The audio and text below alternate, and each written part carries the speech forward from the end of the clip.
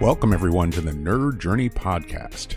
Our goal is to help technical professionals accelerate their career progression, increase their job satisfaction, and bring you the advice we wish had been given earlier in our careers. I'm your host, John White, @VJourneyman on Twitter, joined by my co-host, Nick Corti, @NetworkNerd_. We both work in the tech industry with backgrounds in IT operations and sales engineering. We hope our career discussions will be vendor neutral, relevant across disciplines, and remain timeless. If you're enjoying our content, please drop us a positive review on Apple Podcasts or wherever you subscribe. And if you want to get in touch with us, tweet or DM @NerdJourney. Ultimately, we're just two nerds on a journey. A journey to career enlightenment. So let's take a trip. We also wanted to mention that our second site, graph.nerd-journey.com, is also live. That's the knowledge graph and linked notes version of our main page's show notes that we developed to make it easier to explore our episodes, guests, and topics. All right, everybody. Episode number 236, part 2 of our discussion with Elliott. Just to give people a heads up, we did have a part 1. That was episode number 235. And just a quick review. I encourage you to go listen to it. It's really fascinating. But just for some quick context, Al started one business, had to shut it down due to changing economic conditions and laws.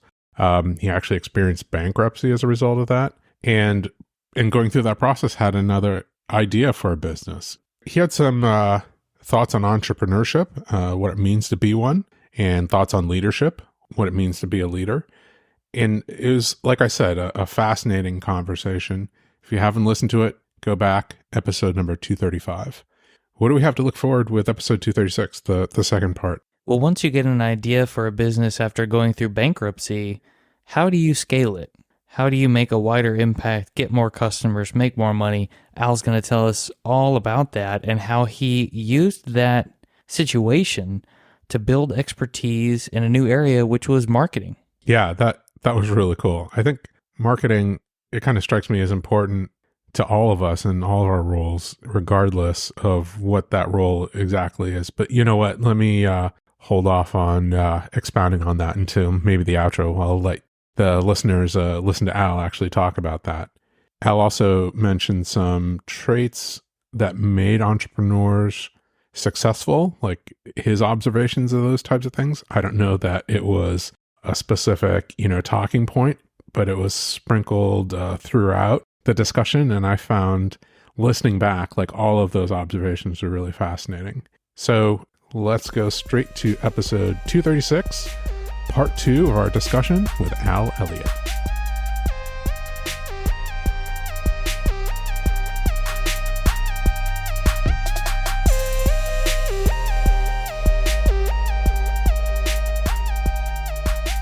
So how did you scale the business? Because this is something where you started it, but you also got to kind of go through a growth phase without massive changes in laws which undercut the business. Well, I will just start by saying that actually there was a law that undercut it, because what we were doing was something called sell and rent back, and that was the phrasing that was used. And then that became illegal to do unless you were like certified or something, about a year after we stopped doing it. So it was, again, a little bit like, the laws changed. And also, this was 2007 was we bought our last house, and I think we all remember what happened in 2007. The lenders were no longer lenders. They were not lending money, and you wouldn't even lend you a pencil. So we were lucky in that I hate the term lucky, but we were lucky in that we started when we did 2005 and we finished when we did 2007. That bit's lucky. The rest of it is not luck. The rest of it is all about just looking for a problem, solving it. Anyway, that wasn't the original question. The question was about scaling. Is that right, John? Yes. So I don't know what would be interesting to your listeners, but in order to scale this business, I didn't really have much in the way of marketing chops. I used to read a lot of Dan Kennedy. And in fact, it was the first business book I ever bought was one of his books. And so I learned a lot from him. But I think it was, in terms of scaling it, we kind of did two things.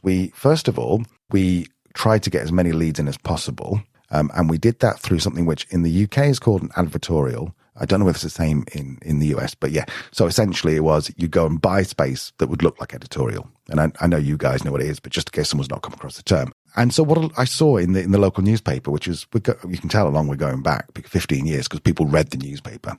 And there were a lot of people who'd buy it and then just basically just fill it full of what looked like awful copy, where someone would go, oh, and so we, as the premier person in the US who helps with mortgages, then we do this and we do that and we do the other. And I'm like, that's not written the way that a newspaper article is written. So we did an advertorial with the last, I think we'd bought one house at this point, and we had the last £1,500 that we had left. We bought an advertorial for. And we were like, okay, we both gone and applied for jobs at this point because we bought one house and it wasn't working. And so we did this advertorial, and I spent about 3 days reading through the newspaper and getting an idea of how each article was written.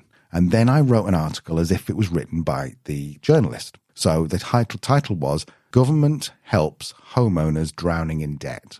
And instead of saying we were called the Homeowners Advice Centre, terrible name, but it worked. And so instead of saying we are like, oh, we can help homeowners who are so-and-so, I wrote it exactly like a journalist would. So I'd say, the government has unveiled a new scheme which will help homeowners to blah, blah, blah, blah. If homeowners are facing repossession, then now they can get a 56-day extension by getting an offer to do a sell and rent back. We spoke to the owner of Homeowners Advice Centre, which is Chris Jenkins, which was my business partner, and also better looking than me. So that's why his picture went to the paper. And he said, yeah, so what homeowners are doing now is so-and-so. And at the end, it just said, if you want to learn more about this, then go and get your own sell and rent back pack at homeownersadvicecentre.com/pack. That was incredible. That was the turning point. It went live on the Wednesday, and I woke up on the Thursday, and I genuinely had about 40 to 50 people who downloaded the pack. And then we had this call center who was managing our calls, and they booked us in about 8 appointments. And we were like, this is amazing. And then as the people read it over, the next few days, got more and more appointments. And from that £1,500, I'm pretty sure we bought 10 houses, and each house got an average of about £30,000 worth of equity. So there's a good chance that £1,500 turned into £300,000 worth of equity at that time, which is more like £500,000 equity right now, just on that one article. And that was very much coming from the Dan Kennedy sort of native advertising idea, was you don't advertise, you advise, rather than advertise. So that was one of the mechanisms we used. We also used Google AdWords, which back in 2006 was beautiful. You remember those days where you could get clicks for 5p, 10p, whatever. A couple of little tweaks on there. There was a guy called Perry Marshall, which I'm sure you've come across. And he's very big onto Google AdWords. And so I listened to everything. I read his book 5 times. I listened to everything he ever did and just got good at Google AdWords. I wasn't good at technically media buying. I was good at writing because I knew what to write, because I'd been repossessed. So I knew what to write. So I could write the ads well. There was things like there was a competitor who advertised on the radio. And so I said, okay, let's be a bit cheeky. So I ran some ads with on their company name. They were called Release, was the company. On the company name, the advert said, Release as heard on the radio, and click here to get your pack. Now, they weren't advertising on Google, but what they hadn't properly thought through is they're spending all this money on media on the radio. Someone's going to go to Google and Google their name. I'm the only advert because they're not advertising. I'm the first one that comes up in the search results. They clicked on us. So we got loads of people from that. There was other things like, for example, we discovered that a very large proportion of the people we were talking to were long-distance lorry drivers. And we're like, this is strange. It's not just 5%. It was like 25% of people we spoke to are long-distance lorry drivers. And when we say lorry, that's a truck? Yes. Sorry, I'm being very British. So truckers, and I'm guessing it's a lot more long-distance in the US than it is in the UK. But yes, so we found that there was lots of these people who are truckers. And so we started advertising, buying napkins, getting napkins printed with our advert on it, and go to truck stops and give them free napkins. And that brought in, like, we might have bought 5 or 6 houses from that one. But then there was also a lot of things that we did wrong that just didn't. I think we found a way that we could find the name and address of the person who's getting repossessed. And we started sending them letters like a week before they were getting repossessed, thinking this is a brilliant thing. Because we go, look, you're getting repossessed, we can help you. That backfired. People ring us up going, how dare you? I'm not getting repossessed, even though we knew they were. Or how did you get this information? I'm going to the police. You've got this from a database, public knowledge, but that backfired. So it was just, we probably tried 30 different things The 5 that work well make great stories on podcasts like this. The 25 who didn't do well and we lost loads of money, well, obviously I don't talk about them because I want to look like I'm really clever. I'm also thinking about sending letters to people who are intentionally spending a lot of energy to avoid reading their mail. You'll read it for them? No, I mean, if you're about to get repossessed, the last thing you want to do is open up all the things that are coming in the mail. That's a really good point, and I hadn't thought of that. But I mean, that's just my assumption. So it's probably worth what you guys tried, which was testing it, right? You test a bunch of things, and the things that you work, you double down on, and the things that don't, you... Exactly. You read these books, you hear these stories, people go, oh, and all they did was, the Dropbox guy, all he did was create this cool little video with lots of little Easter eggs in it. No, I bet that's not all he did. I bet he did 100 things before that, and 99 didn't work. And the one we remember is the cool video with the Easter eggs, and that's what's launched Dropbox. But he doesn't talk about the other 99 things, because quite rightly, why would you? I remember that there was a phase with really dynamic kind of cutesy ads where the backgrounds changed and there's costume changes live and people came in and there was like 2 or 3 that worked. And then people started tuning that out. The Old Spice guy, I think, is the one that I remember. And there's like a couple, maybe like there was like a shaving razor blade company. And then after that, immediately it was like, one of these, I'm not watching it again. Dollar Shave Club, I think it was called. Is that the one you're thinking of? Yeah, with the Harmon brothers, yeah. You have to, if you're one of the first 2, then, I mean, because I think Dollar Shave Club guy probably sold and became a, 100 millionaire. But the 4th person who tried it didn't get anywhere. I think there's an interesting lesson there, Al, and maybe we didn't ask the question directly, but I think you answered it in what you gave just there. Advice for the business owner, or maybe our perception of people who are business owners and entrepreneurs. We don't take into consideration all the things they might have tried and failed. We only often see the things that they did to succeed. And in your case, of course, you didn't let all the things that you tried and didn't work keep you from continuing to try. Yeah, I think there's very much, if we're not careful, we look at the iPhone, what are we on now, 16 or something? And we go, I want to create a new iPhone. I'm never going to make it as good as this. We forget about the iPhone 1, never even saw the iPhone 1. We forget about the iPhone 3, I think was the first one I had. Looking back, it was rubbish compared to what it is today, but we forget the iteration of getting there. And I think it's the same with every kind of business. There's that whole the inside joke is the 10-year overnight success story. If we start comparing ourselves to people who are in their 5th year of business and we're like, we're never going to make our UX as cool as this. We're never going to make our adverts are never going to work as well as this. Oh, we should probably be doing a newsletter because your man over here is doing a newsletter and making 15 million a year and just sold it for X, Y, Z. No, hang on. This isn't the first time that you're looking at the end result. You're not looking at all the things they did wrong. You're not looking at the journey that got them there. And you're starting from scratch. And I don't know whether this is necessarily the route we want to go down with this conversation, but you have to do a lot of things wrong to get one thing right, unless you're super lucky. And if you're lucky, well, I think that's really bad, because if you're lucky, you win the lottery. What's the stats that the majority of people go bankrupt within 5 years because they didn't feel they earned it? And I think that, without going into the whole idea of wealth thermostats and what you think you're worth and all that, if you have a lucky break and you do well, you either think everything I touch is going to work because I'm a genius, or you look and go, I'm never going to take a risk again because that was the one time that worked for me. So I think people who are lucky are unlucky, in my opinion. It is true that I've heard stories about lottery winners who keep on playing the lottery. And I think to myself, oops, that's probably not the lesson to learn. No, if you know anything about statistics and maths and probability, then you probably you'd not buy any more tickets, would you? I think this might be an unfortunate time to re-mention that Nick was also a math teacher. I was a high school math teacher for 3.5 years. Loved it. Really? And you did love it? Oh, I loved it. The teacher in me never went away. I mean, when I get to explain something to someone, it's really fun. Assuming I know what I'm talking about. If I don't, well, it's like torture. I need to go learn it. I need to learn it better.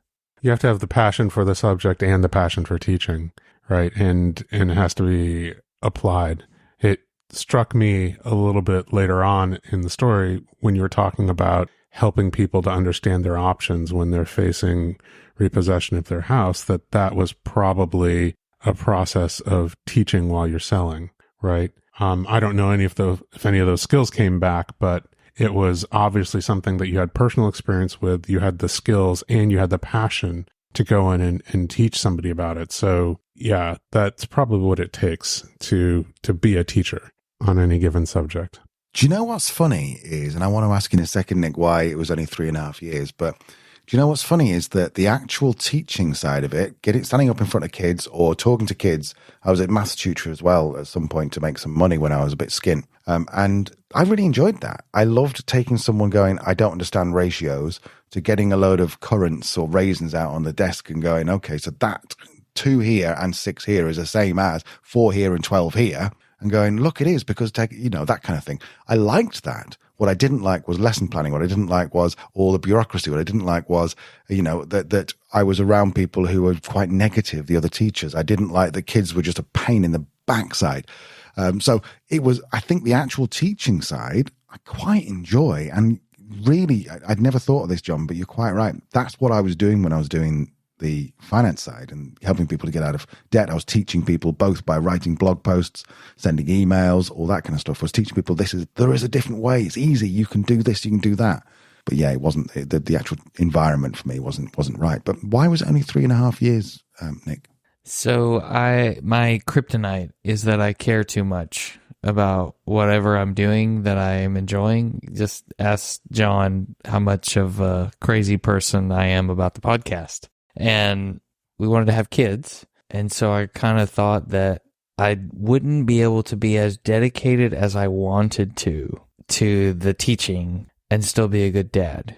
And I didn't really want to compromise on either one. So it's like, well, maybe it's best to leave this behind and seek out something else so that, my wife can stay home with our child and not have to work. It's a good lesson to learn is to really try to find something that you're not as passionate about. Yeah, exactly. Walk away from something you love for something you love more. They do say that there is an argument about, some people say follow your passion. And there's an argument about that. If you love making cupcakes and you spend all weekend making these most beautiful cupcakes, then the second that you have to make them every single day and you have to make 500 a day, you turn your passion into a nightmare and you just ruin it. So it's far better off to stay as a hobby and not follow your passion. I don't know where I stand on that. I mean, I'm interested in what you guys think, but I don't know. Can you ruin your passion by turning it into work? I think you can. It depends on the business, right? Because I think what it is that you're saying, is being around the thing going to ruin the thing? There's a fairly famous, it's an older advertisement that people might not remember. And it's just this guy who gets up and he says, making the donuts. And it's kind of this droning, making the donut, and it's like this grinding job that he has of making donuts. You might love eating donuts, but you might not want to, get up at 2 a.m. to make donuts every day for the rest of your life. And I think what you said about scaling the thing can be a grind if it's, massively low margin or maybe a low total sale like a cupcake is, how many $1,000 cupcake orders do you get, a month? What does it take to rent a place to make cupcakes in? It can turn into a grind, but it doesn't have to be. It just depends on the business, I'm sure. And it depends on the person. I've seen people be super passionate about baking and loving the skills, and they love being solo late at night. And, they have, most of the day to themselves, afterwards. That's not quite the same thing as cupcakes, but when you're a baker and it's 7 a.m., you might be done with production baking, right? It just depends. It's interesting that you have experienced this, though, right? Because you are in a place where you've kind of turned some things that you're passionate about into businesses. So, maybe I'll throw that question back at you. Has that happened to you? The question is, have I ever pursued a passion and turned it into a business successfully? And then found that it was too much of a grind to really enjoy? Because you've mentioned kind of the marketing things and you've been fairly joyous about it. I found this thing and it worked. And, I'm sure that there's this hit in your brain when you realize, this was really good. And then you started a marketing business, right? After you got out of the property thing. So I'm just wondering, did it become a grind? Interesting. That's such a great question. Yes, to a certain extent. Like the tactics became a grind. I used to do WordPress websites, used to build those. And I shut down the company about 2 years ago because you can go and buy themes that are as good as bespoke WordPress stuff that I used to build. So that became a massive, massive drain on my energy because I hated it. Because I love making websites and I love sitting down on a Saturday afternoon and going, right, I'm going to go and create this new website and I'm going to go and build it and I'm going to do this and I'm going to do that. I love that. But then when you've got a client who says, I don't like what you've done there. I don't like what you've done there. You want to change that. It just feels like it's just disheartening because you're like, this is brilliant. And I remember one website I built for this lady and I was like, this is possibly the best thing I've ever made. And then the changes she gave me to make to them, every day I made these changes and I was like, this is horrible. This is horrible. To the point where my friend said, I heard you did the website for her. This woman who's a mutual friend, did the website for her. And I went, oh no, I just set up WordPress for her. She basically did the rest of it. I wouldn't admit that monstrosity was something I'd built because it was horrendous. So I think when you're talking about the marketing, what spurs me on is, interestingly, a psychology of people and human behavior, which is obviously what Leanne, my wife, is all about. And there's so much overlap now we're realizing between marketing and workplace culture and recruitment and engagement and stuff. It's basically the same path with customers, but just instead of customers, you've got employees and you just find out what they want and give it to them. And then how do I scale up? How do I recruit? How do I keep customers for longer? How do I, engagement? It's all the same thing. It's all about human psychology. And what I used to love, and I still will love, is the idea of writing 100 ads and finding the one that outperforms the rest of them by 12 to 1, by 100 to 1. That's cool. What I think would be bad, or for me, is if my job was to write 100 ads and then pass them over to someone and not see what happened. So for me, the joy I get out of the marketing is using human psychology and that kind of stuff to find something that resonates and really goes. It's not the sitting down and writing 100 ads. So I think there's maybe a slight difference between almost like the strategy and the tactics kind of thing, in that tactically you have to sit down and write all these things or do all these things. No, everyone has a part of their job they don't really like. But if you still wake up at 3 o'clock in the morning and go, oh, I've got a great idea for so-and-so, it might be more high level than just writing web copy, but that's what keeps you going, I think. I'm not sure I've answered that question for you. I think you did answer the question, because what I heard was, I like to see the impact of what I have done. And that's important to me. Otherwise, it doesn't have the meaning in doing the work anymore. It's not as exciting. It's sort of like I donated blood this morning, for example. A lot of times you get a thank you. Hey, this helped save 10 lives or something like that, or we gave that to 10 people. A lot of folks need that impact understanding so that they don't feel like they're doing it for no reason. And maybe that's a bad example about the blood donation, because it's not really work. It's a volunteer thing. But it does speak to the feedback, Nick, I think is what you're hitting on, right? Which is my passion isn't grinding out 100 ads. My passion is testing the 100 ads that I've ground out to see which ones are hitting and trying to deconstruct why, and then doing more variations on that. Maybe building some rules, to try to broaden my understanding of what works in ads and what doesn't, and how that changes over time. Maybe, this has kind of stopped working. Why is that? Those kinds of things, as opposed to doing something for pay and then having somebody make a bunch of changes for it and not feeling any ownership. My question to you is, if you had been able to go live with that ad and then talk the client into A/B testing each of the changes that they wanted to see which one got better engagement, would that have scratched the itch for you? Yeah, probably would. I have no problem with being wrong. I just want the market to tell me I'm wrong. I don't want someone sitting at home going, I've paid you to do something and that's wrong. So I think that's a really good point that, yeah, had the impact of that been objectively measured and A/B tested, and we discovered that actually her idea outperformed mine, I would have gone, fair enough. I mean, we all know that, the more simple a landing page is, the more likely it's going to convert. And most of the landing pages, particularly, Frank Kern, for example, I don't know if you come across his work, but his stuff it looks visually horrible, but it converts like anything. Whereas you've got lots of people who are amazing designers and will spend 20 hours on creating this beautiful landing page that's got dark mode, light mode, that's just beautiful, that's got animations, and you're getting a 4% conversion. Frank Kern sticks up literally an awful video of him, a headline underneath, it's plain HTML, a box, he gets 60% conversion. So I think for me, it's interesting. It's the impact. And that actually on a broader sense, something you just said there, both of you, on a broader sense, is that not the whole point of anything? Like work, you need to know what your reason is. If you're building something and you don't know why you're doing something, it just becomes a job. Whereas if you have a reason for why this has to go out the door, because someone has shown you what impact your small bit you're doing here, security, whatever it is you're doing, database, what impact that's going to have on the greater good of the company, immediately you're like, okay, I've not got a job.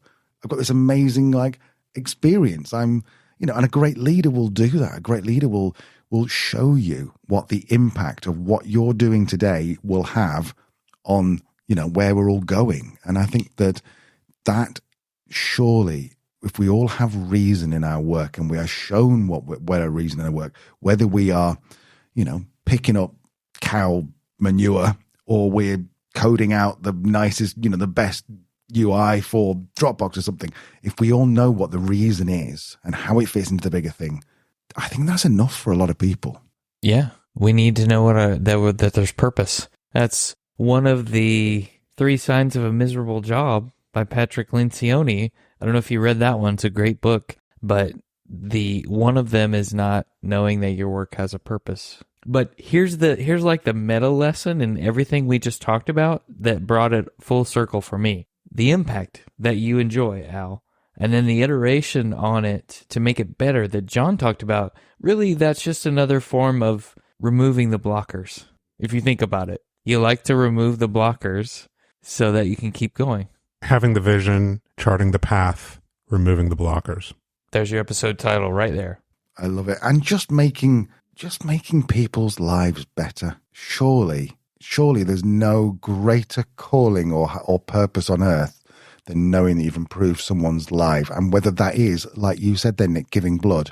You went, it's not a very good example. I think it's an excellent example because you've altruistically affected someone else's life with no visible, ROI on that, apart from possibly a biscuit and a smile. But, you had this impact on people's lives. And I don't think that's all airy-fairy, feely, hippie nonsense. I think we all want to impact other people's lives, but sometimes we don't know how to even start. I think we have to stop there, guys. Yeah, are we going to get better than that? I think we just won the lottery with that. I'm just really curious about whether Leanne is going to disagree with almost everything that you said here. But maybe we should find out when we talk to her. Definitely. And I hope she does. I hope she disagrees with a lot of it because I'd be interested to hear where it is that she disagrees. And that's a learning moment, isn't it?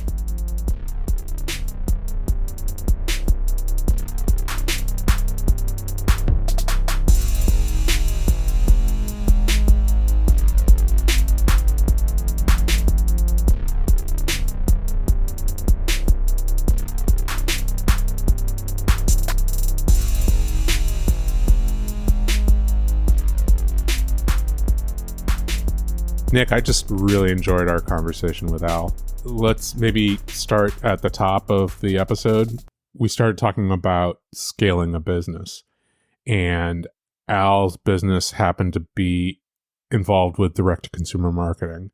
But it just reminded me that we're always responsible for marketing our product, right? Especially if our product is ourselves, our labor and our skills. And we might be marketing that to a wide variety of potential employers out there. We might be marketing that within the organization to try to get people to understand what it is that we can do to help them or how to better collaborate with us. It's just any number of things. And, so some of the tactics that Al came out with, probably very focused on direct to consumer, but it just doesn't relieve us of the responsibility for marketing inside our organizations, with our jobs or to potential employers if that's, something that you're in the process of doing, maybe changing jobs or even just potentially changing jobs. Yeah, just feeling it out. Marketing the problem we solve, in the words of Don Jones. But I also think that the teaching discussion we had with Al plays into this, because one of the ways you can market what you do is through educating others. So if I'm educating people through, I don't know, a podcast that I run with some guy named John White, then I'm marketing education skills in a way, right? Because we're educating people. Or maybe I'm doing that through the written word and blogs or by giving presentations. Think of all those things. Those educational opportunities are also marketing opportunities. Absolutely. Or one way to market is to educate. How about that? That's a better way to say it. Yeah, I like that. The other thing that popped into my mind, especially because Al was specifically talking about scaling, was how do we scale our products when our products are ourselves, our labor and our skills, right? That's a harder discussion to have. It just reminded me that I've been trying to do a lot of documenting about my processes, and it actually reminded me of another situation that I had at a previous job where somebody had a successful marketing campaign, and I guess they were so successful and famous within the organization for this that they actually had recorded a video talking about it and had written some documentation about it. So they said, hey, I'm really happy to talk to you about this, but maybe if you could do me a favor and watch this video and read this document first, because, maybe the questions that you have are answered there. And if they're not, then again, I'm happy to have that conversation. It just struck me that, one way to scale our own efforts is to do really good documentation of what's worked for us and then put it out there for other people to look into. And then, now your skills are helping other people and they can just send you a thank you email instead of, you trying to scale yourself like on a 1-by-1 basis, which can be really tough. Yeah. Well, that's the stuff that deep work is made of, John, because if you recall in episode 147, that was our part 7 of a projected 2-part series on deep work by Cal Newport, where he's talking about becoming hard to reach as a way to scale yourself, your skills. So that's what I thought of. You're becoming hard to reach, but not in a narcissistic, I don't want to talk to people way, just a, let me be a little bit more helpful so I can reach more people. And as you said, if it's a different question than I've already answered, let's talk. Yeah, especially since that can be yet another thing that goes into documentation that you write. Mm-hmm. And it's like, oh, you've come up with an interesting new question for me to answer. That's more documentation that I can write to reach other people. Exactly. And you were talking about documenting your processes. And speaking of processes, it just reminds me of something that Brendan Burchard recently talked about on one of his daily fires and growth day. He was talking about how if we are able to own a process from end to end, that makes us much more engaged in the work that we're doing. It's that sense of ownership, seeing the impact that we are making by doing the work. And that really, in my mind, underscores a lot of the discussion we had with Al in his desire and need to be able to make an impact, because he owned the process of writing the ads and seeing their impact. If he said if he couldn't see what happened, that it wouldn't seem worth the work in some ways. Right. It's like shouting into the wind. Mm-hmm. You don't know if anybody's hearing, right? That makes sense. So having that impact is kind of a core reason for being involved in the process at all. was kind of one of the things that he called out as just, super, super important to him. One of the reasons why, he was just continually motivated as an entrepreneur. I think this is a callback to what we discussed in episode 235 with Al, the part one of the discussion. We were talking about entrepreneurs, and many of them just want to be right. They don't necessarily want to solve the problem. They want to be right. I liked what he said about he's okay with being wrong as long as someone proves him wrong with market data. It's okay for you to tell me I have a bad idea, but let's go field test that and make sure it's not just your opinion. Let's make sure that we get a large sample size for that verdict, let's just say. Right. And I think it kind of harkens back to the previous thing that we just talked about, is actually having that impact. It's like, if your core desires to have like a positive impact, then your process or your thesis being wrong is actually a helpful thing, right? You want to know early on that you're not going to have that impact. So just saying like, hey, let's do the idea that I came up with, like that becomes less important, especially if that thing is not going to lead to the impact, which is the ultimate desire. And that's where iteration comes in. All the things he was talking about with entrepreneurs who were very successful, Steve Jobs and the iPhone, how many iterations of that have we been through?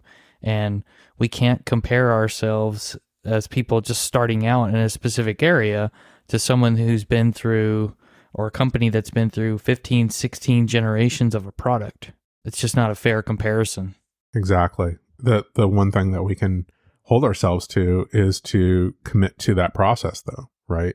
Of continually refining and iterating, improving processes, improving ourselves, improving skills, just committing to doing better later on.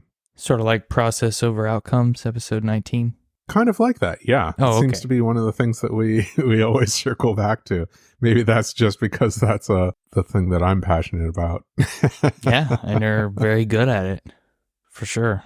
Good at modeling that for other people, myself included. Before we leave, let's just make sure and tell everybody, be sure and subscribe to the Truth, Lies, and Workplace Culture podcast, which features Al and his wife, Leanne, who I think we're going to talk to next week.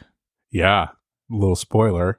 We weren't able to schedule Al and Leanne at the exact same time, but we were able to talk to them separately. So really excited to get Leanne's take. And like I said, I'm just wondering if Leanne's going to come and undercut everything that Al gave us. But you'll have to stay tuned and listen next week to find out. Just a reminder, we'd like people to subscribe and give us a positive review on Apple Podcasts or wherever you're listening. We want to know if we're being helpful and are always looking for interesting questions to ponder. We're collectively on Twitter @NerdJourney. Farewell, listeners. Tune in next time as the journey continues. I'm John White @BJourneyman, for Nick Cordy @NetworkNerd_, signing off. Adios.